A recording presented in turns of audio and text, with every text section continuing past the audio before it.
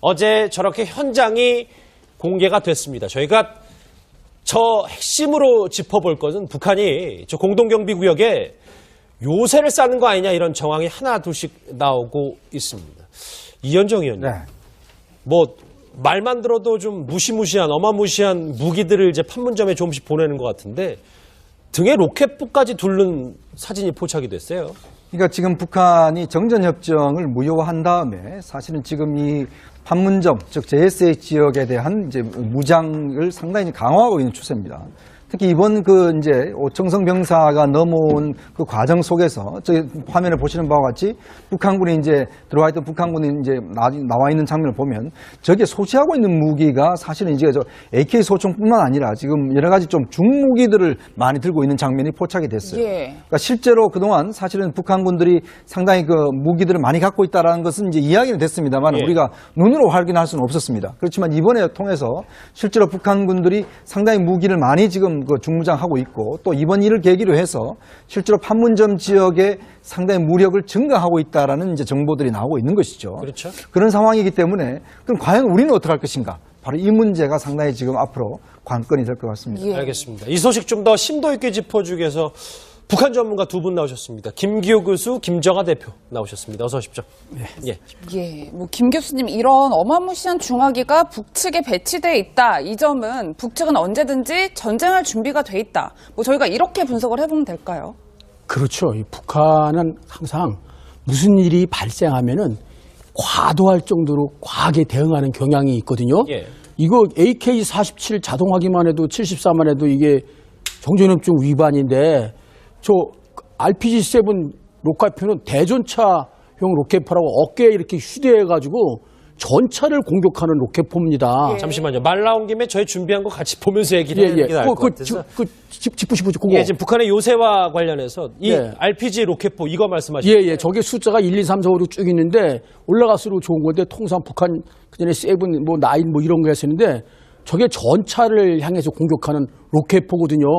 그럼 이것을 판문점에서 한다 그러면 병사가 많이 밀집해서 모여 있거나 그렇죠. 아니면 뭐 그 벙커 안에 숨어 있거나 아니면 뭐 차량에 타고 있거나 그럴 때 거기다 쏜다는 거 아닙니까? 그다음에 저 밑에 있는 73식 대대 기관총 있잖아요.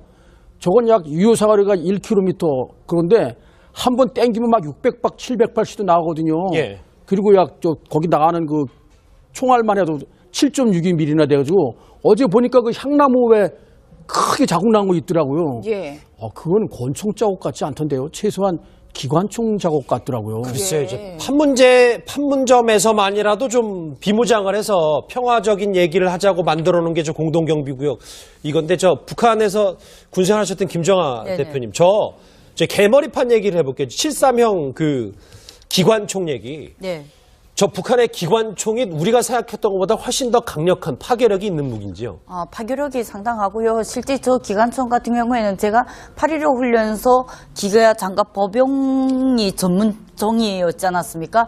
그 8.15 훈련소의 법용으로 있을 때 당시에 한 개 법용 중대에서 한 개 소대당 한 개 분대가량의 분대에 하나씩 기관총이 저격수가 하나씩 있고 그리고 기관총이 따로 다 있습니다. 그때 저 기관총이 실제 배송이 되고요.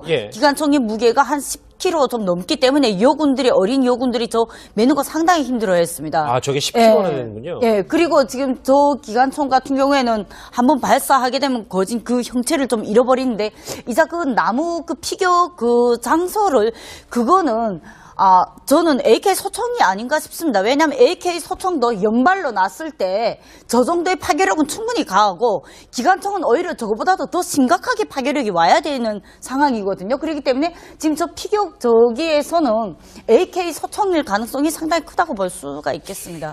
오청성 병사가 넘어온 그 과정 속에서 저기 화면에 보시는 바와 같이 북한군이 이제 들어와 있던 북한군이 이제 나와 있는 장면을 보면 저게 소지하고 있는 무기가 사실은 이제 저 AK 소총뿐만 아니라 지금 여러 가지 좀 중무기들을 많이 들고 있는 장면이 포착이 됐어요. 그러니까 실제로 그동안 사실은 북한군들이 상당히 그 무기들을 많이 갖고 있다라는 것은 이제 이야기는 됐습니다만 우리가 눈으로 확인할 수는 없었습니다. 그렇지만 이번에 통해서 실제로 북한군들이 상당히 무기를 많이 지금 그 중무장하고 있고 또 이번 일을 계기로 해서 실제로 판문점 지역에 상당히 무력을 증가하고 있다라는 이제 정보들이 나오고 있는 것이죠.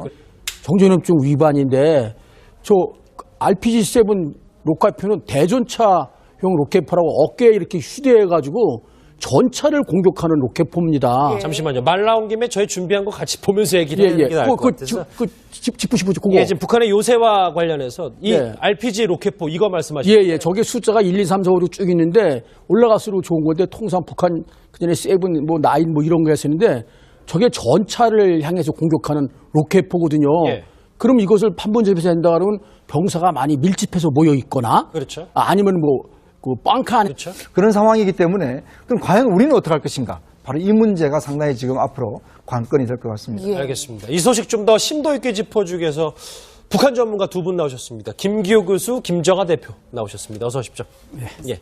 예, 뭐 김 교수님 이런 어마무시한 중화기가 북측에 배치돼 있다. 이 점은 북측은 언제든지 전쟁할 준비가 돼 있다. 뭐 저희가 이렇게 분석을 해보면 될까요? 그렇죠. 이 북한은 항상 무슨 일이 발생하면은 과도할 정도로 과하게 대응하는 경향이 있거든요. 예. 이거 AK-47 자동화기만 해도 74만 해도 이게 숨어 있거나 아니면 뭐 차량에 타고 있거나 그럴 때 거기다 쏜다는 거 아닙니까? 예. 그다음에 저 밑에 있는 73식 대대 기관총 있잖아요. 저건 약 유효사거리가 1km 그런데 한 번 땡기면 막 600박 700발씩도 나가거든요. 예. 그리고 약 저 거기 나가는 그 총알만 해도 7.62mm나 돼가지고 어제 보니까 그 향나무에 크게 자국 난 거 있더라고요. 예. 그건 권총 자국 같지 않던데요. 최소한 기관총 자국 같더라고요. 글쎄요, 이제 판문점에서만이라도 좀 비무장을 해서 평화적인 얘기를 해. 어제 저렇게 현장이 공개가 됐습니다. 저희가 저 핵심으로 짚어볼 것은 북한이 저 공동경비구역에 요새를 쌓는 거 아니냐 이런 정황이 하나 둘씩 나오고 있습니다. 이현정 의원님, 네. 뭐 말만 들어도 좀 무시무시한 어마무시한 무기들을 이제 판문점에 조금씩 보내는 것 같은데 등에 로켓포까지 둘른 사진이 포착이 됐어요. 그러니까 지금 북한이 정전협정을 무효화한 다음에 사실은 지금 이 판문점, 즉 JSA 지역에 대한 이제 무장을 상당히 강화하고 있는 추세입니다. 특히 이번 그 이제